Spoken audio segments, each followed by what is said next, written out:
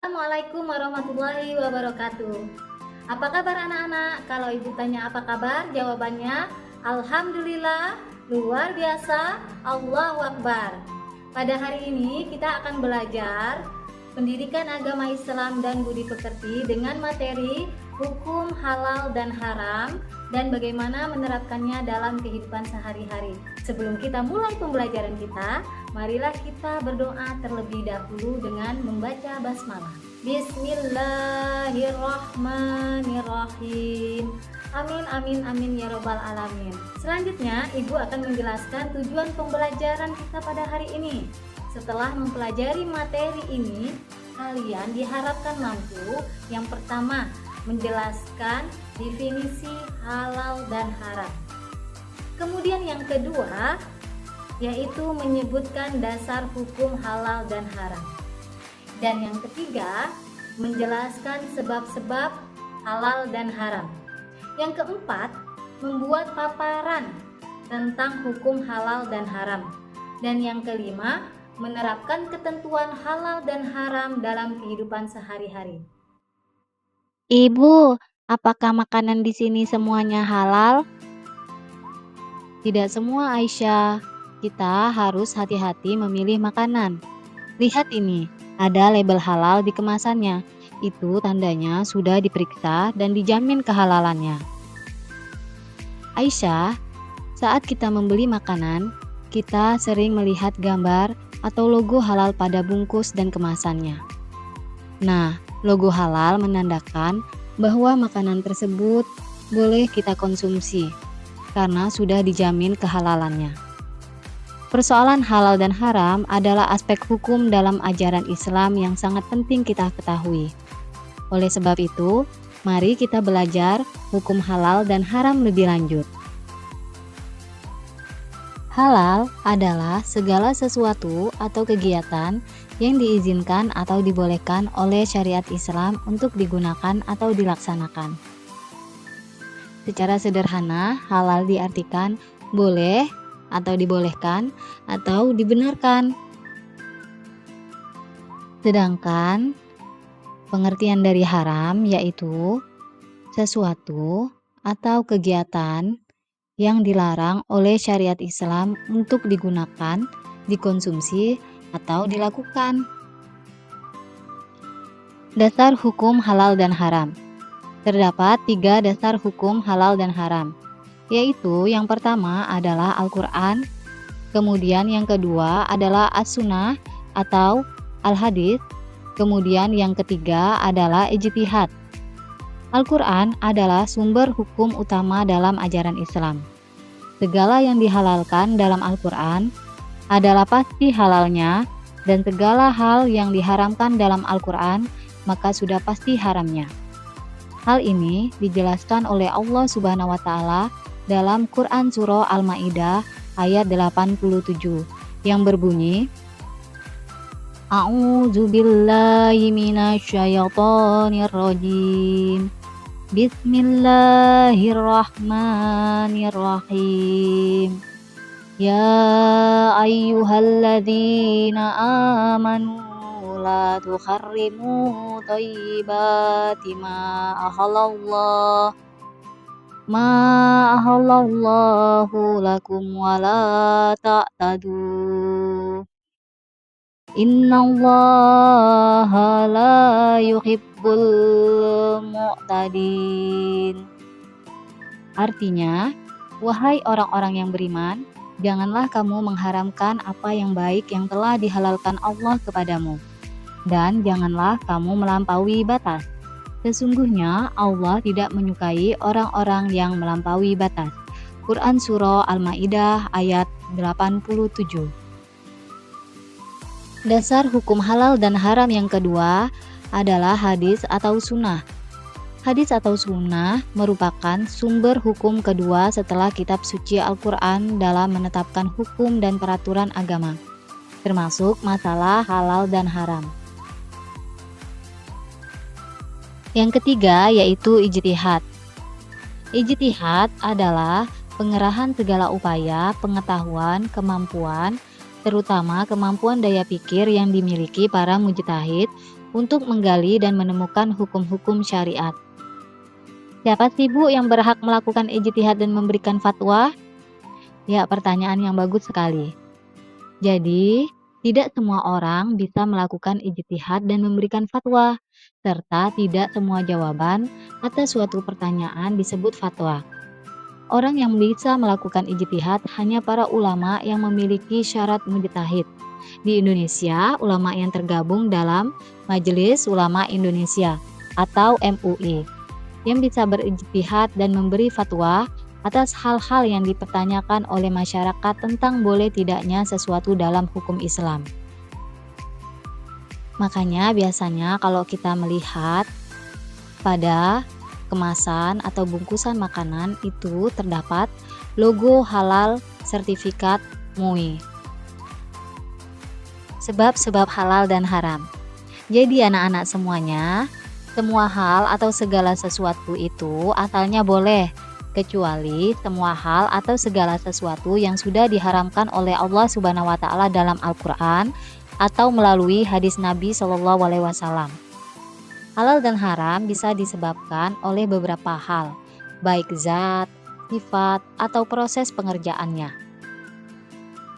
Dari segi zat asal, Allah Subhanahu wa taala telah menetapkan sesuatu yang haram karena zat asalnya, seperti bangkai, darah, dan babi. Karena ini sudah tercantum dalam Quran Surah Al-Baqarah ayat 173 yang artinya, sesungguhnya dia hanya mengharamkan atasmu bangkai, darah, daging babi, dan daging hewan yang disembelih dengan menyebut selain Allah. Tetapi barang siapa terpaksa memakannya bukan karena menginginkannya dan tidak pula melampaui batas, maka tidak ada dosa baginya. Sungguh Allah Maha Pengampun, Maha Penyayang. Kemudian, mengapa babi, darah, dan bangkai Allah haramkan? Tentu Allah Subhanahu wa taala yang Maha mengetahui dengan ciptaannya, mana yang baik dan yang buruk untuk manusia. Allah melarang tentu karena Allah sayang kepada kita. Apabila setetes benda haram bercampur dengan benda yang halal, maka semuanya akan menjadi haram. Misalnya, benda apapun yang dicampuri atau tercampur dengan zat dari babi, maka benda tersebut haram dimakan, diminum, ataupun dipakai oleh umat Islam. Selanjutnya, sebab halal dan haram dinilai dari sifat asal. Jadi, anak-anak, perbuatan dan sikap yang buruk, jahat, judi atau syirik itu diharamkan oleh Allah Subhanahu wa taala. Semua yang dilakukan bersifat buruk, jahat, judi atau syirik, walaupun dengan niat, cara dan hasil sebagus apapun, maka hukumnya tetap haram. Selanjutnya yaitu sebab-sebab halal dan haram dari proses pengerjaan. Halal atau haramnya sesuatu bisa disebabkan oleh prosesnya. Proses pembuatan, pengerjaan, atau cara mendapatkannya akan menentukan hasilnya, halal atau haram. Kecuali sesuatu yang asal zat dan sifatnya haram tidak bisa berubah menjadi halal, walaupun prosesnya bagus dan benar. Misalnya, semua hal atau barang yang berasal atau mengandung unsur babi, walaupun dibuat, diolah, dikemas, dan dikerjakan dengan sebaik apapun, tetap hukumnya haram. Begitu juga sesuatu yang zat dan sifat asalnya baik, jika proses tidak memenuhi syarat-syarat, hasilnya akan menjadi haram. Misalnya, membeli gurame bakar dari sebuah restoran. Nah, ikan tersebut dibakar di perapian bekas membakar daging babi, maka ikan gurame yang semula halal menjadi haram. Selain proses pembuatan yang harus diperhatikan, yaitu cara mendapatkannya. Sesuatu yang zatnya halal, jika kita peroleh atau kita dapatkan dengan cara sifat yang buruk atau jahat, misalnya mencuri, maka hasilnya akan menjadi haram.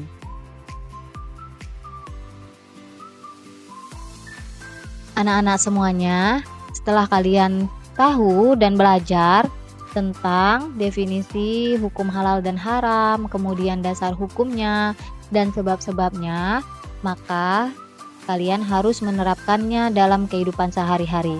Karena apa? Karena ilmu yang tidak diamalkan dalam kehidupan tidak akan memberi manfaat untuk siapapun. Jadi mari kita terapkan hukum halal dan haram. Yang pertama, kita harus menerapkannya dalam sikap. Bagaimana Bu penerapan dalam sikap? Ya, penerapan dalam sikap ini bisa kita terapkan dengan melakukan hal-hal yang baik. Misalnya tidak membuang nasi sisa ke dalam tong sampah. Karena biasanya nasi yang tidak kita habiskan itu kita buang ke tempat sampah tanpa kita berpikir bahwa perbuatan tersebut termasuk haram hukumnya karena mubazirkan makanan. Kalian harus mulai membiasakan penerapan halal dan haram.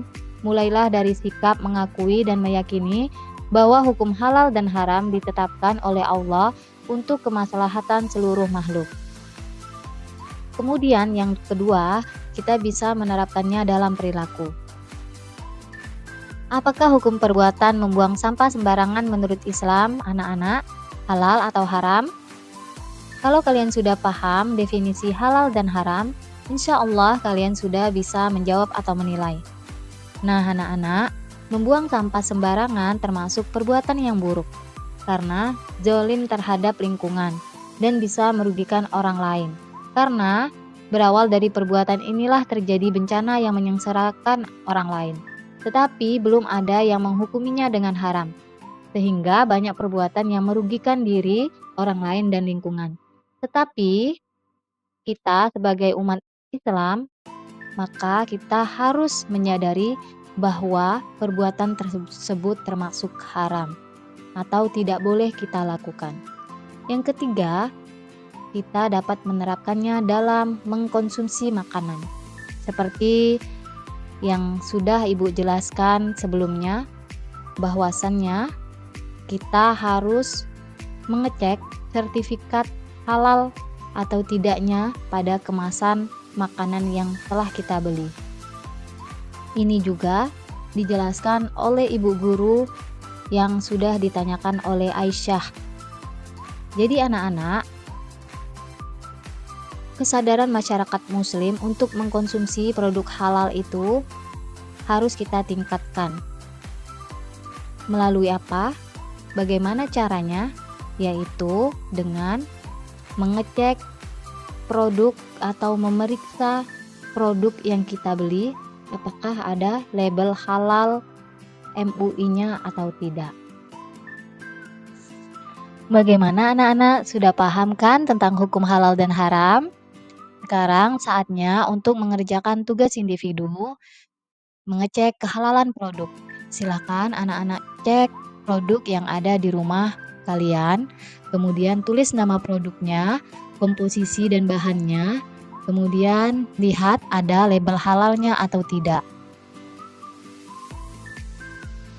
Kita akhiri pembelajaran kita dengan mengucapkan hamdalah, alhamdulillahirabbil alamin. Sampai jumpa lagi pada pelajaran selanjutnya. Assalamualaikum warahmatullahi wabarakatuh.